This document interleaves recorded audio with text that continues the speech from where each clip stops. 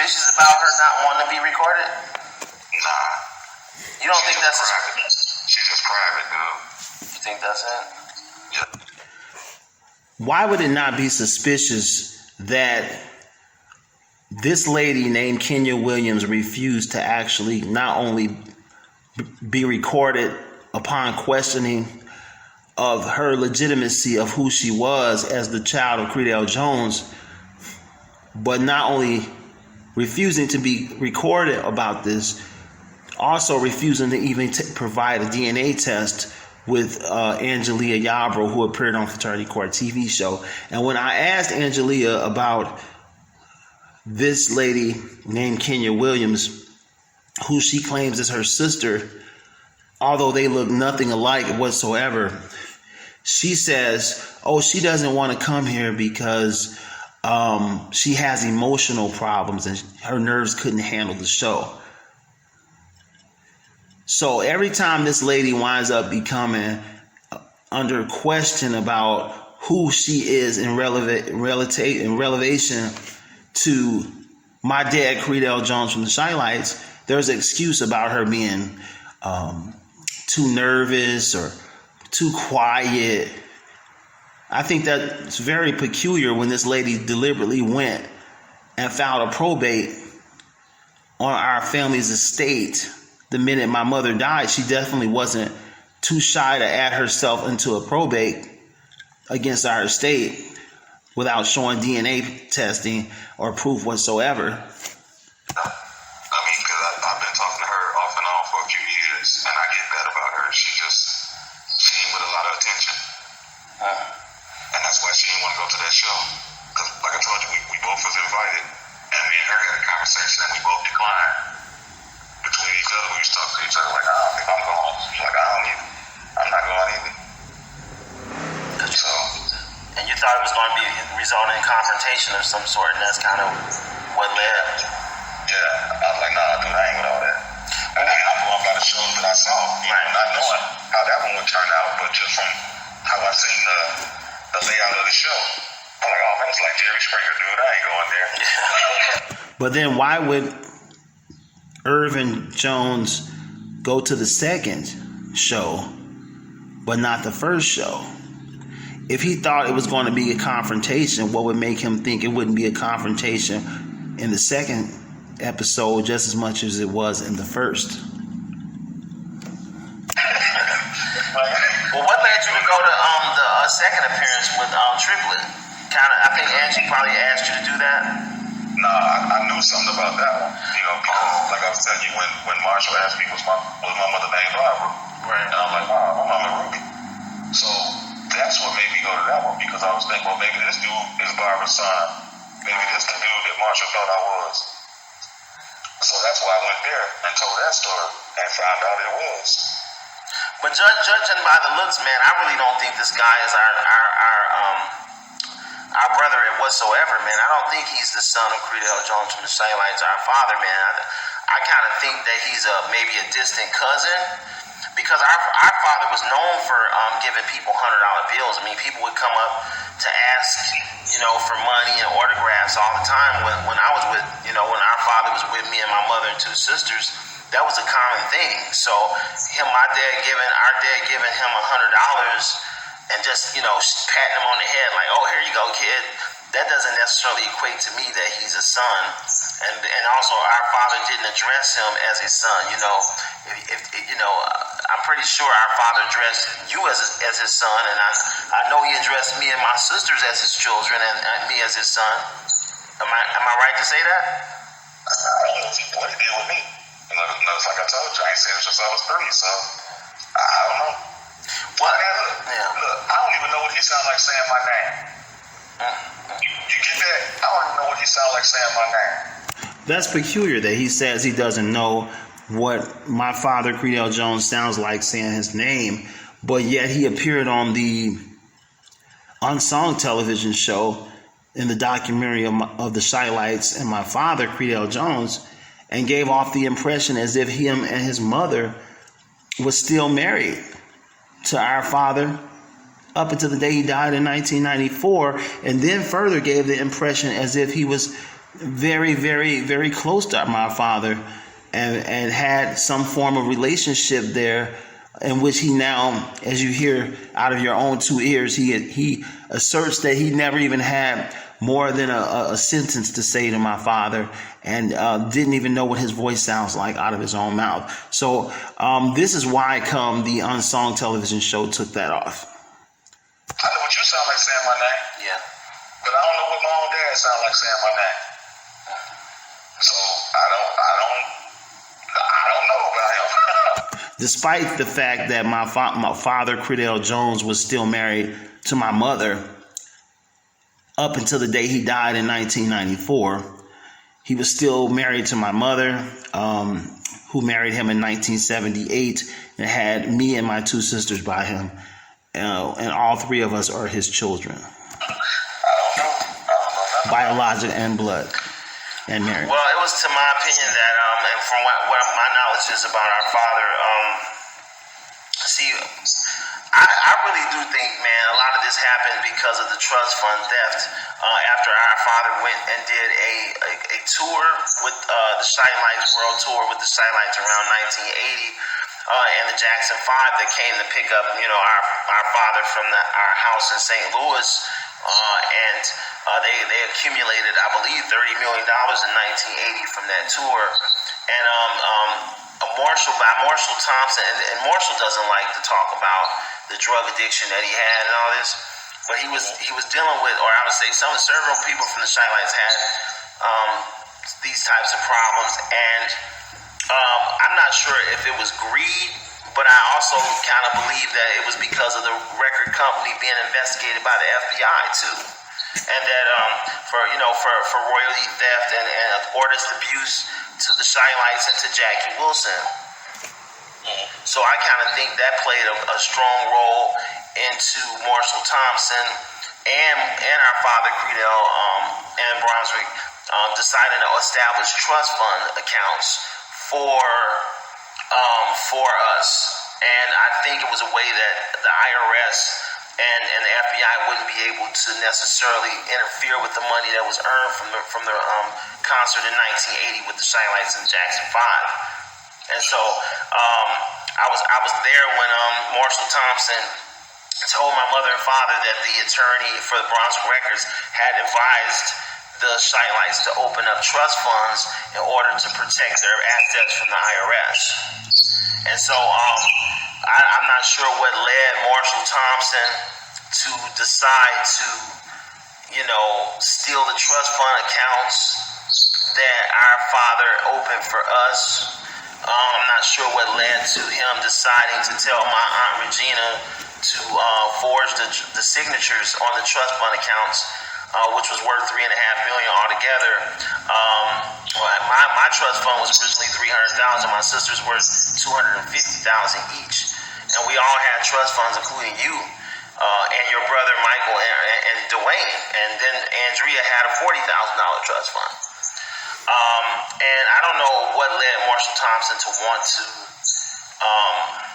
to do anything like that. I don't know. I just know that I heard and I witnessed and seen my aunt talking to Marshall after she came in the house when my mom and dad wasn't there, and she basically ransacked the house and found the trust account documents from Bank of America, called Marshall Thompson in the living room phone that we had in the living room, and then Marshall told her to erase our father's name off the trust fund and my mother's name as the trustees over all the children's accounts, and we never seen the trust funds again after that. So what I'm saying is that our dad, after that is when I noticed that Marshall Thompson and our father's sister, Margie and Evelina, seemed to have been involved with, pretending like our father was schizophrenic.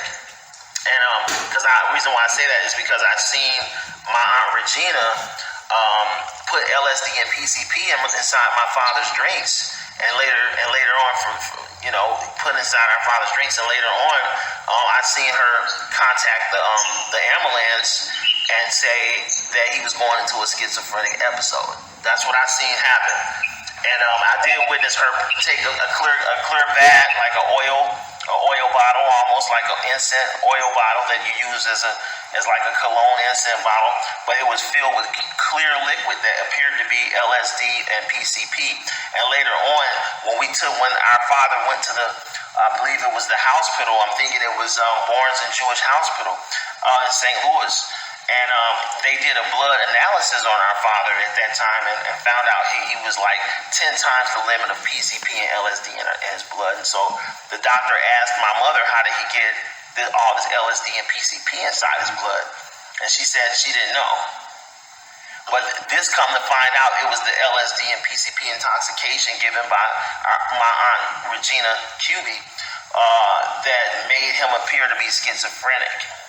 And it's from that point, my understanding is that Marshall Thompson had everything to do with that, telling her to do that.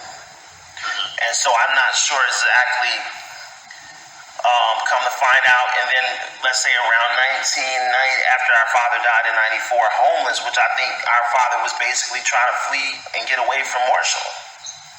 In my own opinion, I believe that our father, Creadel Jones, was actually trying to get away from Marshall Thompson. Because Marshall was actually, keeping so much control over our father after he separated from my mother, and that they were living, Marshall and our father, Creadel, was living together. As you know, they were from the beginning, prior to the marriage of your mother and my mother.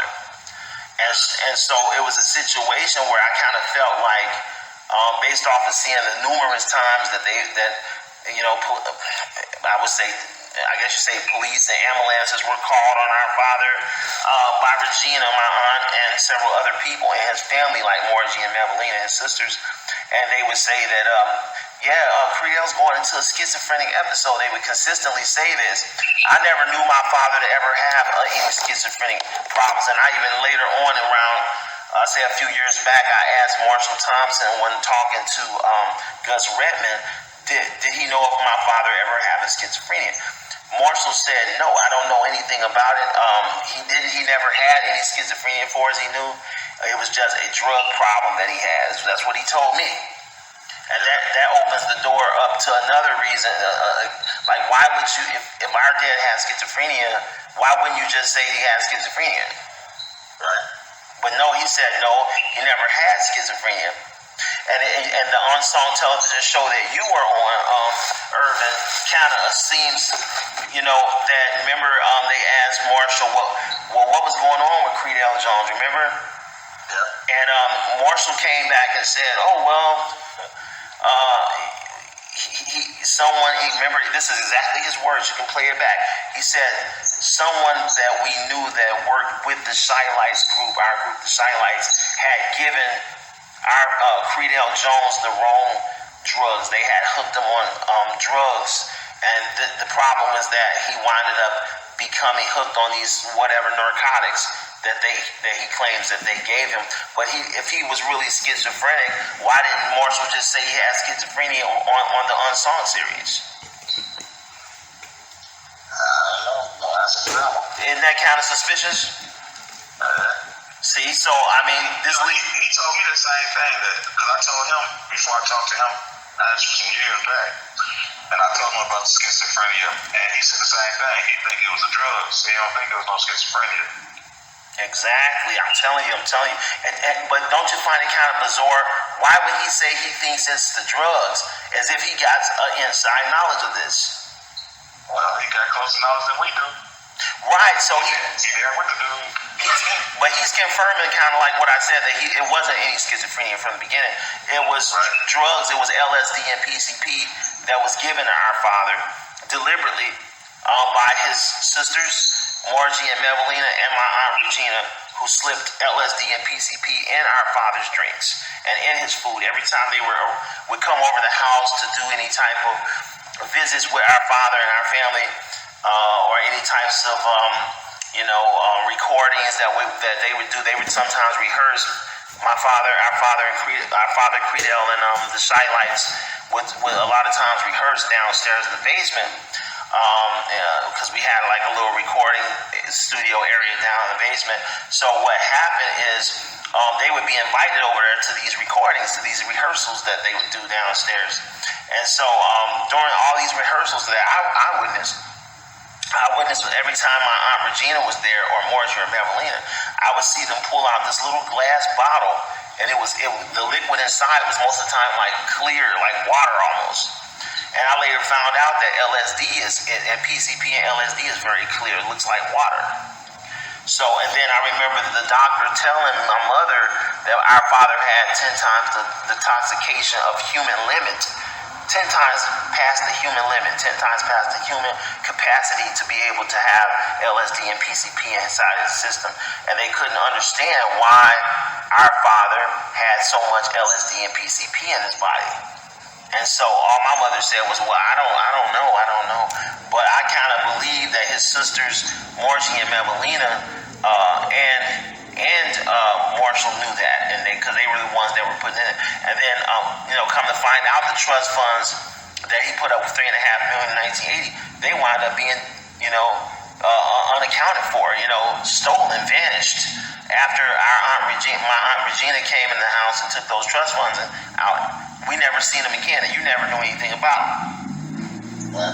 Now, I talked to Paul Trainapole, the owner of Brunswick Records, of the Shy Lights record label, and Paul even said that, I said, you know anything about any trust funds that was established for the children, for the artist children on your record company, Brunswick Records? And he says, yes, our father, his father, Nathan Trainapole, the owner of Brunswick, the creator of Brunswick Records, he said that his father established trust funds for him and his sister.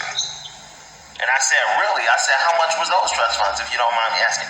He says $300,000 and $250,000.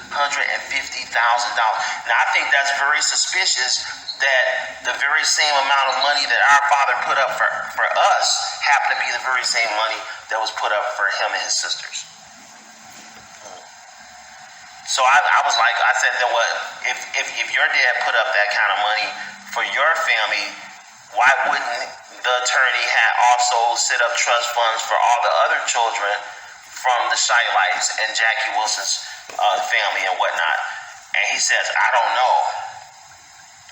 So I think that's kind of suspicious, because the same lawyer that opened their trust accounts also opened our trust accounts, because he worked for the record company and he was a representative attorney and financial advisor for Brunswick Records at that time. So I know that those trust funds were opened up, and it was almost a confirmation that if it was trust funds open from him, for him and his sister, most definitely it was opened up for the rest, for my father's children, as well as the other Shy Lights, and as well as Jackie Wilson family. And I believe that Jackie Wilson's family, as well as the Shy Lights, have been kind of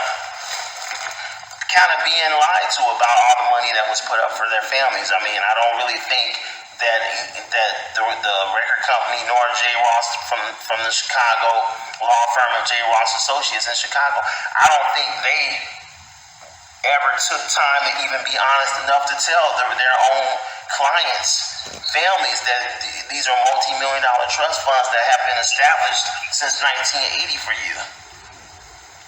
And so all of the children from Brunswick Records and Shy Light Music Group and Jackie Wilson's family, as well as other artists like Betty Evers and even people like what is this dude name?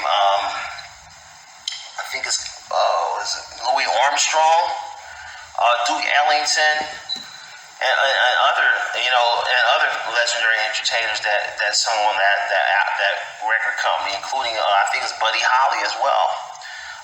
Their families all have trust funds under these kids.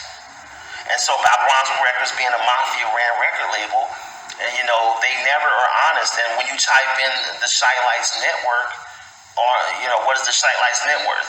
So I mean, you get, every time someone types in the Shy Lights net worth, am I right? What do you see? You see different numbers every time you type it in there, right? Yeah. I seen $20 million the first time, then it went down to $18 million in net, then it went to $12 million. I even seen it go down to $100,000 in net worth, and then I typed it in about 10 minutes later, and it was up to $5 million in net worth. So obviously, Brunswick Records and I'm not sure if it's Marshall Thompson that's being deceitful with this or not, but there is definitely deceit as far as the revenues, the net worth, as well as the trust funds that were left for all of the children, including myself. There is definitely some dishonesty and theft involved in this, and there's deliberate intentional hiding of the net worth of the Shielites and all of the royalties and trust funds that were established in Bank of America for all of us by our father, Creadel Jones, the Shielites. So I'm glad to be able to put this out and to have the family address this. And I hope that Andrea and Kenya will go along with coming out with this, just like me and you. And have you ever heard? Does anyone ever tell you about the trust fund prior to me? No. No one ever. Oh, see that's just deception, man. And I thought it suspicious that Marshall Thompson had contacted my mother. See, this is what really started making me think. About around 1994, after our father died. No, I'm gonna say 1995, about a year after he died. Marshall comes calling my mom saying, "Well, you know, your husband had 10 illegitimate children." I'm like, how would you know how many kids my father had? And how are you so sure that they are all his children? And so it did not seem right. I'm like, this man has an ulterior motive. And then next thing we know, J.B. Ross contacted us, the attorney in Chicago that represents the Shielites, saying, "Oh yeah, your dad had 10 illegitimate children, and they want money, or y'all not going to get money." I'm like, what? Is something going on with this? At that time, I wasn't, completely certain about the trust fund, even though I had remembered trust funds being established when I was about 5 or 6.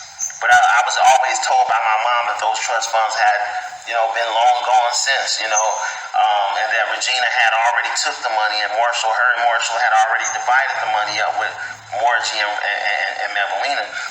But then up until 2005, then I went into Bank of America after Marshall and Thompson had wound up getting investigated by the IRS, right? Because I had turned over Brunswick records and me and my mother to the FBI and the IRS for the royalty theft that they were doing from the revenues that we received from the Shielites, or that we used to receive from the Shielites and our father, Creadel Jones. So, make a long story short, in 2001, the IRS began to investigate into Marshall Thompson's and the record company's embezzlement of the Shielites. And what happened is it continued up into 2005, the investigation, and around 2005, it was completed. And then I was contacted. Is somebody calling you? What? Then I was contacted, and as I told you earlier, Marshall Thompson's accounts wind up being frozen. All of his Bank of America accounts that Marshall Thompson had, it all became frozen by the IRS in 2005. And that is when, after his accounts got frozen, all his control over those accounts got frozen, I wound up going into the bank to establish a new account for myself. And it was then at Bank of America in Los Angeles, California, that I was told by the bank manager that I had $875,000 in an account that was dormant, that has been dormant for over 20 years, since 1980. And so this is how I know it. Then not only that, he printed out a copy of the account with the account number and the balance of it under my name, birth date, and social security number, and showed me the printout and the computer screen that actually showed the actual account's existence. And he said, "Well, wait a minute, let me go back and make a printout at the manager's office." And he came back and brought a printout, and he would not let me leave the bank with it. He said, "Well, the trustees have to be here for me to let you leave the bank with the printout, but you can write the account information down," which I did. And I lost the account information because I was moving around so much. I trying to, get lawyers and investigators, and trying to get some sort of assistance to get attorneys and investigators to locate the money and to stop royalty theft. And it was like, it was too hard to keep up with all of that stuff. And I did keep up with it though, because I went to San Diego, California. And when I was out there, I was on the Greyhound, getting ready to get on Greyhound, and I had put my leather satchel that had the paperwork documents in it on like this little baggage court. And they kept insisting that I put my bag on this baggage court. I said, well, no, I want to keep it with me. This is documentation. I need to keep it. Like, no, put it on there. You have to put it on there. So I did. But when I came back a split second, maybe 3-4 minutes, I turned my back, and the bag is completely gone. Somebody stole the bag with all the documentation in it. It had the account information that I wrote down from the bank. It had my birth certificate. It had my mom's marriage license. It had my family photos in there. You know, somebody had been watching me all the way to the Greyhound in San Diego, California.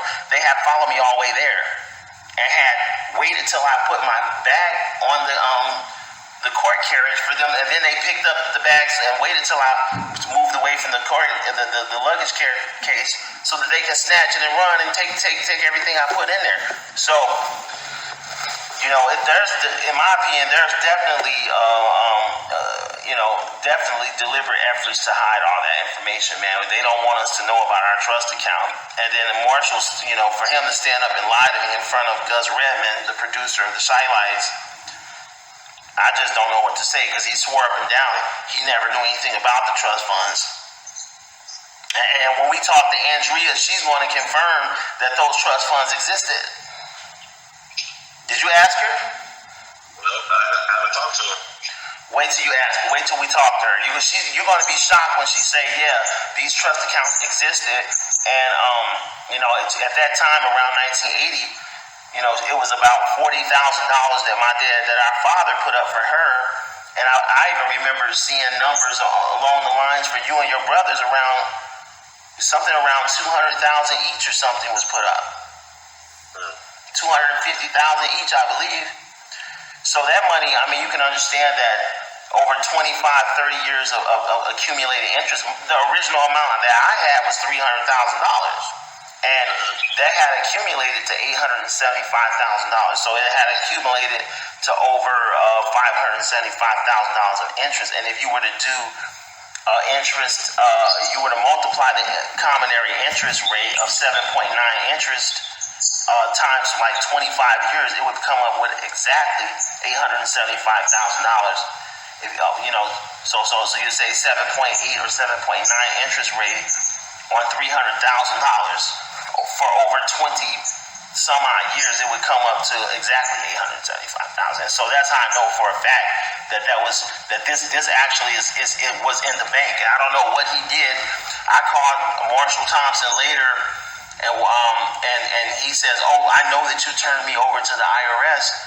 And I said, "I turned the record company over to the IRS." And I let them know that I thought that you knew something about the trust funds, or you knew something about royalty theft involving the Shy Lights, as well as the lead singer of the Shy Lights. You can't tell me you don't know anything about royalty theft from the record company, and your record company was investigated by the FBI. You know what I mean?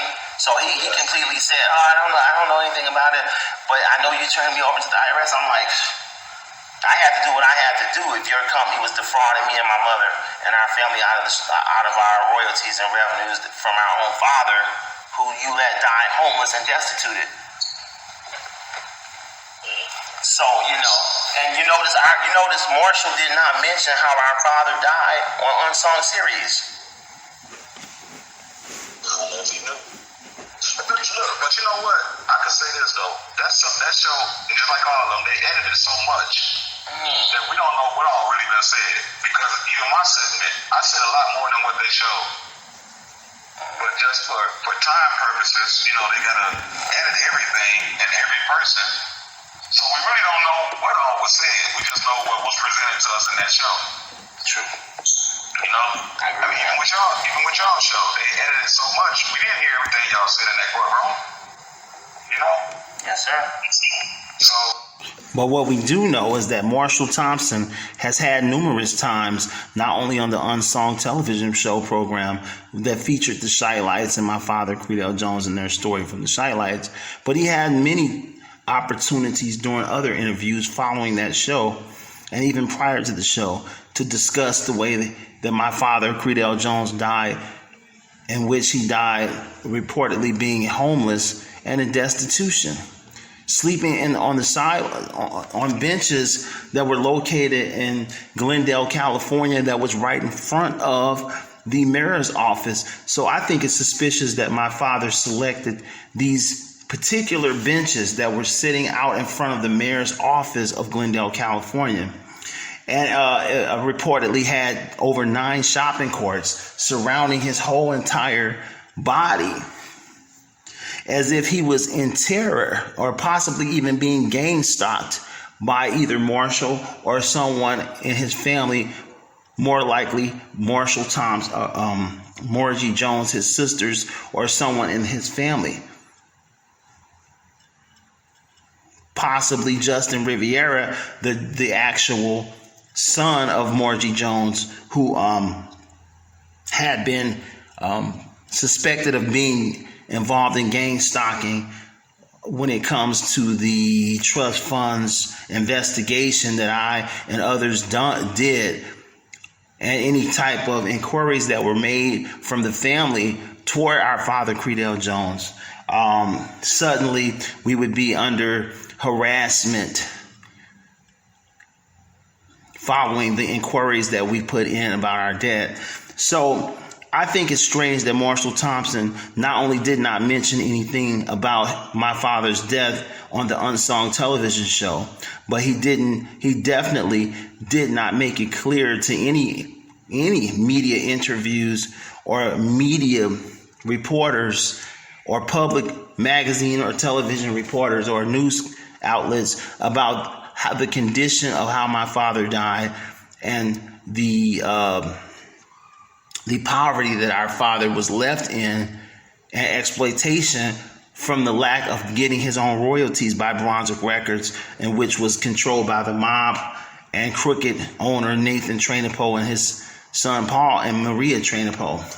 I think it's suspicious that was deliberately kept and withheld from the world and the fans of the music industry and the media outlets itself. I don't know, bro. I mean, don't get me wrong. I'm always listening to you, but I can't just jump and say yeah, and I don't know. You know what I mean? Right. And that's me being real with myself, bro. I can't do that one. But you know something that kind of also seems strange is that after we appeared on Paternity Court Television, why didn't our fathers, sisters, and brothers notify us about our own trust funds? I don't know. I can't speak on them. I don't know. See, that kind of opens the door up to saying, well, perhaps his sisters did know about the trust funds, and they deliberately did not let us know about our own money that our father put up. You know, because of the fact that they can't tell me. I was in Santa Monica, California, because I stayed out there for a little while, and while in Santa Monica, I met one of our father's brothers. And he told me, I said, do you know anything about any trust funds our father left? He said, yeah, your father did leave all your trust funds, and it was under my understanding that he said that our father was in the military. And then he suggested that, he said, well, the trust fund records are all in Kansas City, Missouri, in some military fort in Kansas City, Missouri. I said, what would our records be doing in a military fort in Kansas City, Missouri? I said, why would the military have records of that? And I said, was our father in the military or something? He's like, he didn't say nothing. He just, shrugged his shoulders.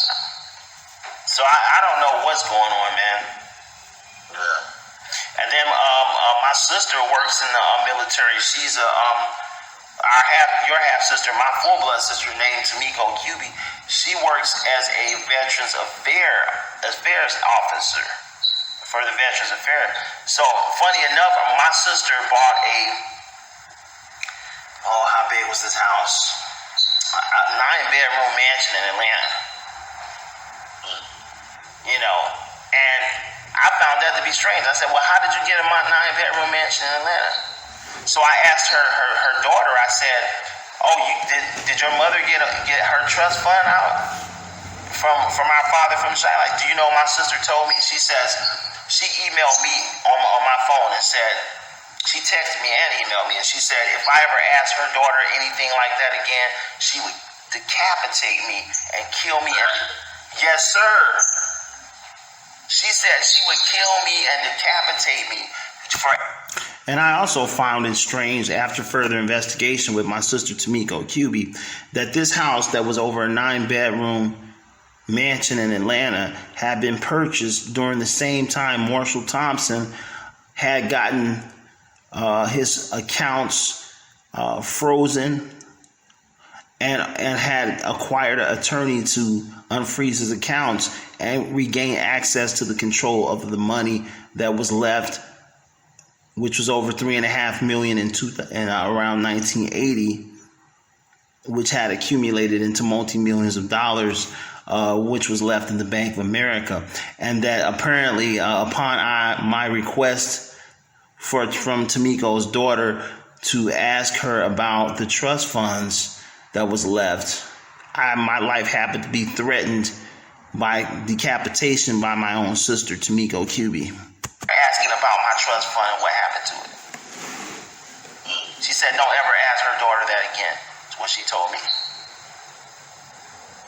And that was my own blood sister, full blood sister that I grew up with all throughout my life. So,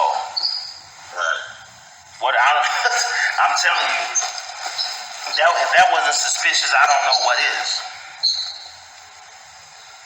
I stayed in California for a while, and I think what's her name, Margie Jones' son, had even came down there with several of his sisters and brothers. At that time, I was using a community service center called Path to Life Ministries, and I think it's called Riverside, California.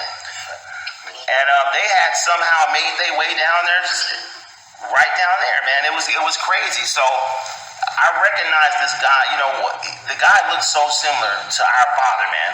First, I thought he was a brother. But the only thing that led me not to think that as much is that he's mixed. You know what I'm saying? So I was like, he can't be our brother because he's mixed. And so I'm like, unless our father, you know, had a illegitimate, I guess, son by a white woman. So I walked up. I said, well, you know, you look just like my father, Creadel Jones. Do you know anything about him? Do you know Creadel Jones? And he says, yeah, that's my uncle. And I said, your uncle? I said, who's your mother, Mevelina or Margie Jones? He said, no, it's Margie Jones. I said, what are you doing in California, man?